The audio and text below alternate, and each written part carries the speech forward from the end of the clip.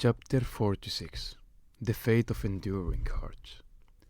Goddard watched the boring of the ground slayers from high above, appreciating the bird's eye view of his grand coup, just as Scythe Curry had pruned away the dead wood from Western civilization in her early days. Goddard had done away with another archaic governing body. There would be no more ground slayers. Now, each region would be autonomous and would no longer have to answer to a higher authority, levying a litany of endlessly constricting rules. Of course, unlike Curry, he knew better than to take credit for this. For although many sides would laud him for having done away with the Grand Slayers, just as many would condemn him. Best to let the world think it was a terrible, terrible accident. An inevitable one, really. After all, Endura had been experiencing serious malfunctions for months. Of course, all those malfunctions were orchestrated by the team of engineers and programmers he had personally put together.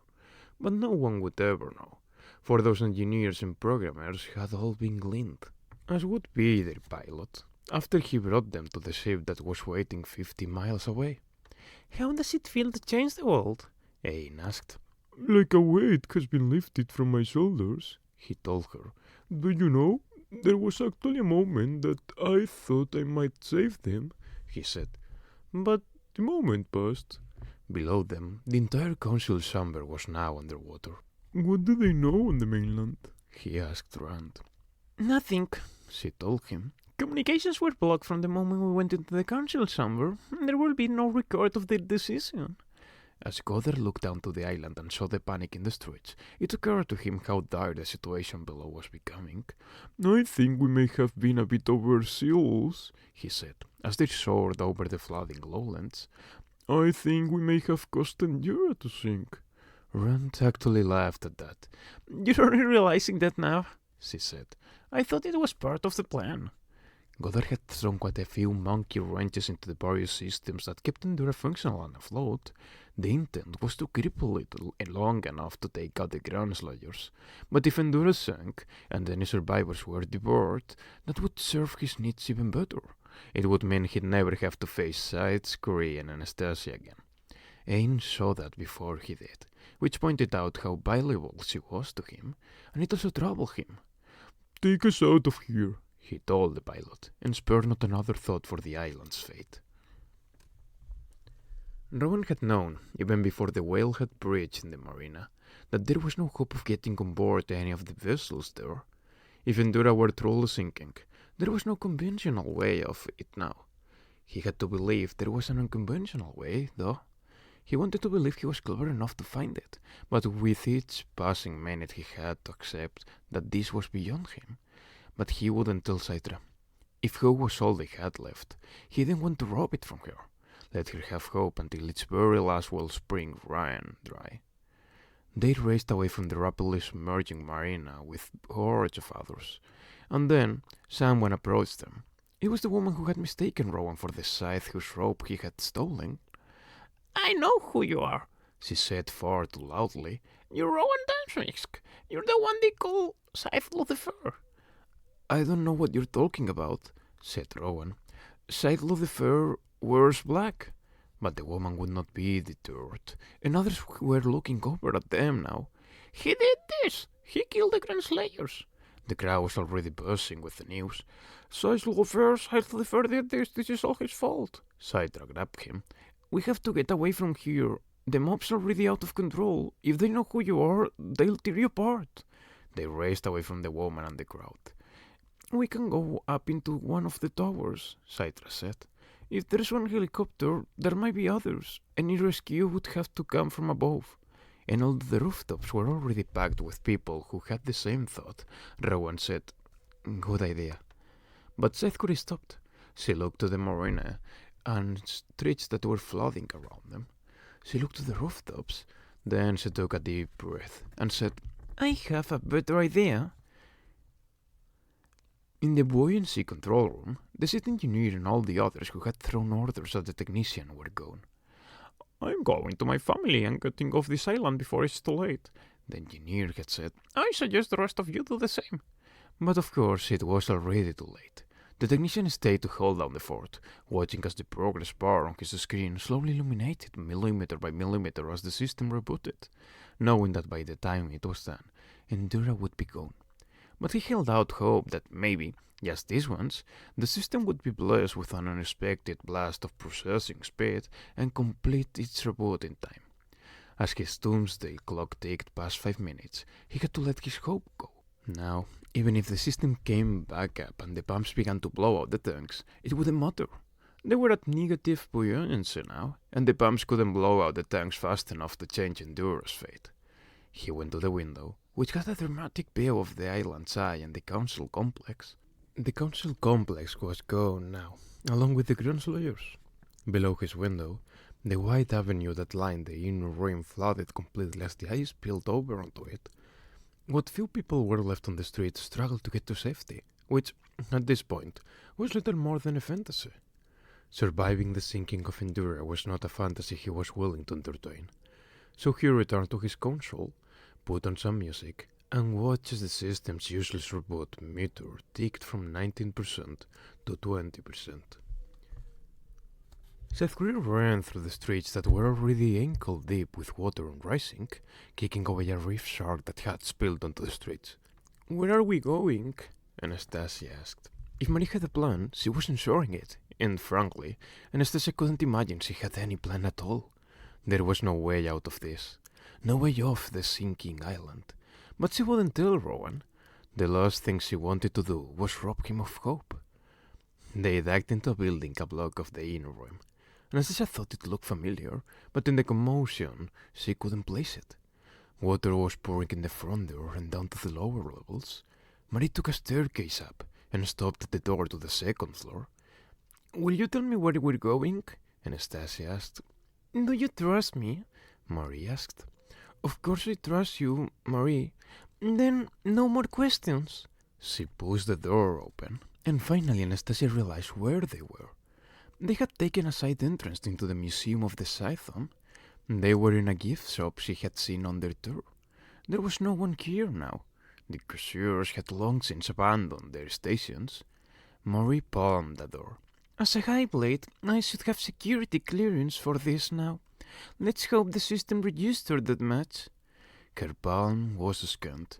On the door before them opened to a catwalk that led to a huge steel cube magnetically suspended within an even more massive steel cube. "What is this place?" Rowan asked. "It's called the Vault of Relics and Futures." Marie ran across the catwalk. "Hurry, there isn't much time." "What are we doing here, Marie?" Anastasia asked. "Because there's still a way off the island," she said. "And didn't I say no questions?" The vault looked just as it had yesterday, when Anastasia and Marie had been given their private tour. The ropes of the founders, the thousands of scythe gems lining the walls. "Over there," Marie said, "behind Supreme Blade Prometheus's rope. Do you see it?" Anastasia peered behind the rope. "What are we looking for?" "You'll know when you see it," she said. Rowan joined her, but there was nothing there behind the founder's rope, not even dust. "Marie, can you at least give us a hint?" "I'm sorry, Anastasia," she said. "I'm sorry for everything." And when Anastasia looked back, Seth Greer wasn't there anymore, and the vault door was swinging closed. "No!" She and Rowan raced to the door, but by the time they got there, it had already closed. They could hear the grinding of the locking mechanism as Scythe could seal them in from the outside. Anastasia pounded on the door, screaming Scythe Clarice's name, cursing it. She pounded until her fists were bruised. Tears filled her eyes now, and she made no effort to hold them back or conceal them. "Why would she do that? Why would she leave us here?" And Rowan calmly said, "I think I know."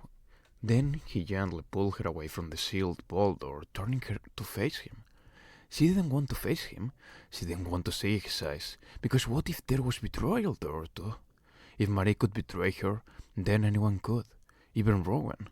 But when her eyes finally met his, there was no betrayal there, only acceptance. Acceptance and understanding.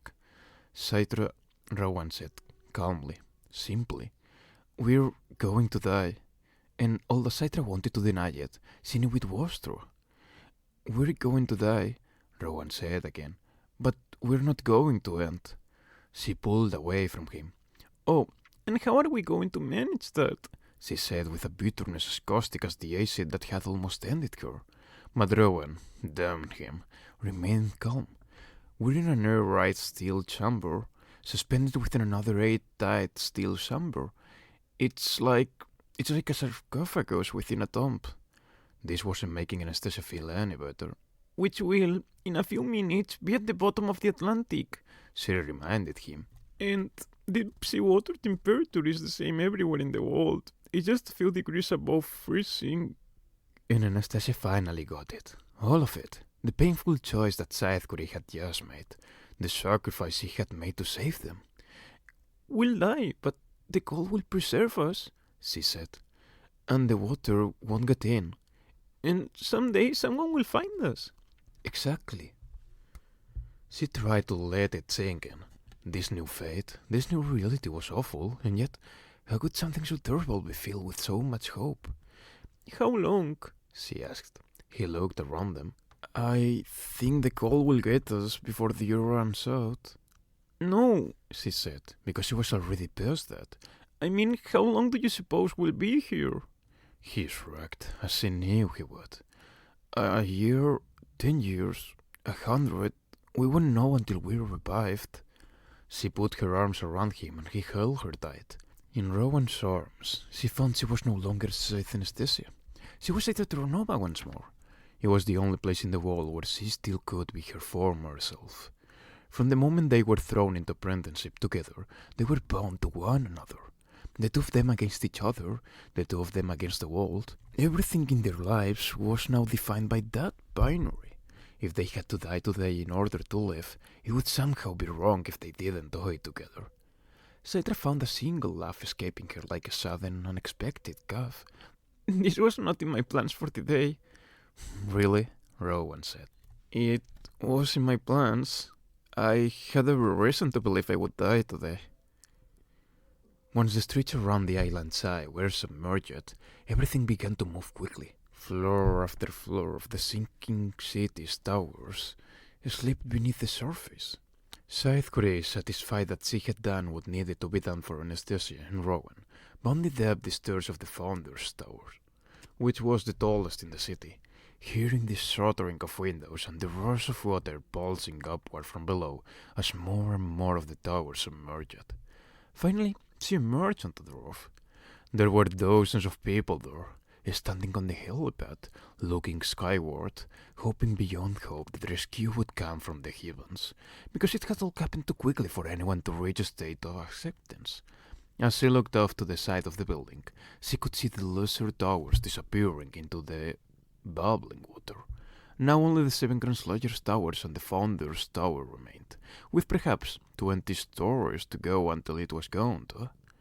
There was no question in her mind as to what needed to be done now. About a dozen of the people gathered were sights. It was them she addressed when she spoke. "Are we rats?" she said. "Or are we sights?" Everyone turned to look at her, recognizing her, realizing who she was, for everyone knew the grand dame of death. "How will we leave this world?" she asked. "And what solemn service would we provide for those who must live with us?" Then she pulled out a blade and grabbed the civilian closest to her, a woman who could have been anyone. She thrust the blade beneath the woman's rib cage, straight into her heart. The woman held her gaze, and Saithkuri said, "Take comfort in this." And the woman said, "Thank you, Saithkuri." As she laid the woman's head gently down, the other sides followed her example, and began leaning with such heart, compassion, and love that it did bring enormous comfort, and at the end, people were crowding around them, asking to Blake lean next. Then, when only the sides were left, and the sea was rolling just a few floors beneath them, Saithkuri said, "Finish it." She bore witness to this. The last sights of Endura invoking the 7th commandment, inclining themselves, and then she held her blade above her own heart. It felt strange and awkward to have the heel turned inward. She had lived a long life, a full life. There were things she regretted and things she was proud of. Here was the reckoning of her early deeds, the reckoning she had been waiting for all these years. It was almost a relief. She only wished she could have been here to see Anastasia revived when the ball was someday raised from the ocean floor, but Marie had to accept that whenever it happened, it would happen without her. She thrust her blade inward, directly into her heart. She fell to the ground only seconds before the sea would wash over her, but now death would wash over her faster, and the blade hurt far less than she imagined it would, which made her smile. She was good, very, very good. In the vault of relics and futures, the sinking of Endura was nothing more to Rowan and Citra than a gentle downward motion, like an elevator descending. The magnetic levitation field that kept the cube suspended dampened their sense of the fall. The power might even stay on until they reached bottom, the magnetic field absorbing the shock of impact on the seafloor 2 miles below. But eventually the power would go out. The inner cube would come to rest against the floor of the outer cube, its steel surface conducting away all heat, bringing on the terminal chill. But not yet. Rowan looked to the vault around them, and the lavish robes of the founders. "Hey," he said, "how about you be Cleopatra and I'll be Prometheus?" He went to the mannequin that wore supreme like Prometheus's violet and gold robe and put it on. He looked regal, as if he were born to wear it. Then he took Cleopatra's robe, made of peacock feathers and silk. Citra let her own robe fall to the ground, and he gently slipped the great founder's robe over Citra's shoulders. To him, she looked like a goddess. The only thing that could ever do her justice would be the brush of a mortal age artist, capable of immortalizing the wall with far greater truth and passion than actual immortality could. When he took her in his arms, it suddenly didn't seem to matter what was going on outside of their tiny, sealed universe. In these terminal minutes of their current lives, it was just the two of them finally giving in to their ultimate act of completion, the binary at last becoming the one. Chapter 47. Sound and Silence. As Endura plunged to the bottom of the Atlantic, as its enduring heart that had beat for 250 years ceased to endure, and as the lights went out in the chamber within a chamber, the Thunderhead screamed. It began with alarms everywhere in the world, just a few at first, but more joined in the cacophony. Fire alarms, tornado sirens, buzzers, whistles, and millions upon millions of horns, all blurring a singular, anguished wail. And still it was not enough. Now every speaker on every electronic device in the world came to life, letting off a shrill feedback shriek, and around the world people fell to their knees, hands over their ears to shield themselves from the deafening din, but nothing could assuage the Thunderhead's fury and despair. For 10 minutes, the Thunderhead's ear-rending squall filled the world, echoing in the Grand Canyon, resounding in Antarctic ice shelves, causing glaciers to cold. It billowed up the slopes of Mount Everest and scattered herds on the Serengeti. There was not a being on earth that did not hear it, and when it was done, and silence returned, everyone knew that something had changed. "What was that?" people asked. "What could cause such a thing?" No one knew for sure. No one but the Tonists. They knew exactly what it was. They knew because they had been waiting for it their whole lives. It was the Great Resonance. In a cloister in a small city in mid-America, Grayson Tolliver took his hands away from his ears. There were shouts outside his window in the garden below. Cries. Were they cries of pain? He hurried out of his Spartan room to find the Tonists not wailing in agony, but rejoicing. "Did you hear it?" they asked. "Wasn't it wonderful? Wasn't it everything we were told it would be?" Grayson, a bit shell-shocked from the resonance still buzzing in his head, wandered from the cloister out into the street. There was commotion there, but of a different kind. People were panicked, And not just because of the noise that had pierced their lives, but something else. Everyone seemed to be looking at their tablets and phones in confusion. This can't be, He heard someone say. this must be a mistake. But the Thunderhead doesn't make mistakes. Someone else said. Grissom went up to them. What is it? What's happened? The man showed Gris on his phone. The screen was blinking with an ugly red hue. It says I'm unsavory. Me too, said someone else, and as Grissom looked around him, everyone was filled with the same brand of incomprehending confusion. But it wasn't just here.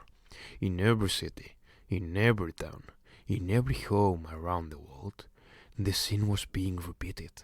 For the Thunderhead had, in its infinite wisdom, decided that all of humanity was complicit in its actions, large and small, and all of humanity had to face the consequences. Everyone, everywhere, was now designated unsavory. A panicked populace began to desperately ask the Thunderhead for guidance. What should I do? Please tell me what to do. How do I make this right? Talk to me, please, talk to me. But the Thunderhead was silent. It had to be. The Thunderhead did not speak to unsavories. Gris and Oliver left the confused and confounded mobs, returning to the relative safety of the cloister, where the Tonys still rejoiced, in spite of the fact that they were all now unsavory, because what did not matter when the Reasoners had spoken to their souls? But unlike them, Grissom didn't rejoice, nor did he despair.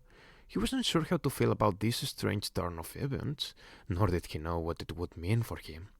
Grissom no longer had his own tablet. As Craig Mendoza had told him, their sect didn't shun technology, but they chose not to rely on it, either. So there was a computer room at the end of a long hallway. The door was always closed, but it was never locked. Grissom opened the door and sat before the computer. The computer's camera scanned him, and his profile automatically came up on the screen. It read Grissom Tolliver. Not Slade Bridger, but Grissom Tolliver. And unlike the others, unlike every other living soul on the planet Earth, he was not marked unsavory. He had served his time. His status had been lifted. His, and his alone. Thunderhead? He said, his voice trembling and unsure. And a voice spoke back to him with the same loving kindness and warmth that he remembered. The voice of the benevolent force that had raised him and helped make him everything that he was. Hello, Grissom, said the Thunderhead. we need to talk. Alright guys, so with Sergi talking. With this we finished the second book. Such a nice ending for me. Left me pretty satisfied when I finished the book the first time, with all the plots open and ready to develop in the third book. But if you told me there wasn't another, I would still feel like it was a nice ending to the series. So yeah, looking forward to read the third book, since I left it at chapter 15, and from there on I'll be a newcomer, just like all or most of you. I'm a bit afraid to get disappointed or something, but I also was while I was reading these first two books. So not really that afraid. I hope it's good though. That said, the series is really nice, just as amazing as the first time, but not really something to read, even if I'm doing it, and enjoy to its fullest at the same time, since most of its appealing remains on the plot twists and unexpected things, which for me is so nice, since lately most things I've read or watched are just journeys that reach to expected and pretty obvious things even. Now, for my opinion, and sorry for talking that fast, I bet you already realized I love the series, but despite being somewhat biased, I think I'm quite objective also, and yes, the book isn't perfect and has some bad things. Like, for example, Rowan was so great at everything, and then he just gets caught like nothing. Or Goddard getting revived kind of out of nowhere. But in this case, I don't only think they were nimities compared to how amazing the series is, with such a great world building, but also probably necessary in a way to carry on with the story. So yeah, overall, I'm pretty much satisfied with it. Wanted to tell you also that I discovered recently, like 2 weeks ago, that someone already bought the rights to make a movie, and I thought, hell yeah. Afraid it will be disappointing, since it will be hard for it to be as nice as the book, but definitely watching it whenever it comes out. And just before I say the last thing, which checking now is a bit long, yeah, I made a scheme, that's why I'm so fast and fluent. Many people won't really be interested, but for some who are here from the start, it will be refreshing and they will like it, I know. Not sure if next episode or will take my time to do it because I didn't even start it yet, but I'm bringing as soon as possible the book called The Lost Sisters, another of Holly Black books, and next one from her that I will bring will be probably at the end of the third book of Scythe, the Arc of a Scythe, The Stolen Her. And after that, I'll consider bringing more, but not a certainty. So, well, just to finish, and for those who already heard it in Spanish, you may want to skip this part. Like I said before, I would like to make some polls to see what kind of books you would like or you would like me to bring and make you participate. So whether on YouTube or Instagram, where we are just 5 persons yet, you can follow and be ready for it. Otherwise, I'll just bring my options, which I have many, so don't worry about that. My more immediate options are Eragon series or Shadowhunters, probably this last one, and then from time to time it's sequels and prequels and whatever else, which are a lot of books. I know these books are more teenager oriented than most public curious, and even if I read them as a kid and enjoyed them, I never finished the series and also don't really remember much other than the characters. I don't even remember the name of them, but yeah, I know who is who. What I would like to ask for, though, is that new listeners or the new ones who enjoy the episodes to follow me, whether on Spotify or on YouTube, since it's sort of what encourages me to keep going, especially now with all these long episodes. Also, I would appreciate if you gave a rating on Spotify, a good one if possible, since it gives visibility to the podcast, and especially because I have curiosity to know your opinions. Need on ratings to get them in and be visible even for me, so yeah, I can see it for now. Even leaving a comment on YouTube and that, it always lights me to see a new one. Like, these things always help, but independently from it, I'll keep recording, don't worry. So I pretty enjoy this, for now, hobby, to be honest, and it really helps me to correct my pronunciation and keep my mind active with the voices things and that. Lately, it's hard to keep up with it. It's past 9 AM here, like it's 9:36 at the moment when I'm recording this words, and I posted at 10 here, so yeah. Had 3-4 episodes recorded some days, and even got 1 week pre-recorded, but it got up since I want to keep up with my things still, like the gym, which I started at the same time than the podcast, and I really encourage everyone who is considering to do it to just do it. And if it's just for the habit, it's already worth it. Also, have to get my driving license before a trip I will tell more about later on. And yeah, didn't even start it. And lastly, work, which yeah, despite working on random days, it's an obstacle most of the times. Kind of using this like a journal intro, I know. But I think it's nice for those to listen this far to get to know from me. It's even fires here in Valencia, almost during the whole month, March, so a lot of sound, fireworks, music, and fireworks. Did I say fireworks? And yeah, it goes into the audios I'm recording and makes it troublesome and frustrating even, sometimes. Because of this, I've been days without recording sometimes, like today, so voices change sometimes, yeah. Unless I check or I even rush to end episodes, just to get it done, so sorry about it, yeah. So even if I said it before and didn't really do it, I'm considering doing single chapter episodes at least during the month, unless they are really short, when I will make 2. But yeah, probably I'll keep making 2 all the time. And on the other hand, I really enjoy doing it. I wouldn't do it otherwise, no? And coming back after days is refreshing in a way, especially if I record in the morning, and I feel like the overall quality is better even, with some mistakes still, of course. But anyways, if you got this far, I'm really thankful and looking forward to bring more content for you, ladies and gentlemen. If you didn't, I'm equally thankful, but you won't hear it, so yeah. really excited about third book though, which if not on Tuesday, will come on Thursday. But yeah, I'm starting it today, Sunday probably. Sorry guys, you'll have to wait. So take care and see you next time. Thank you again.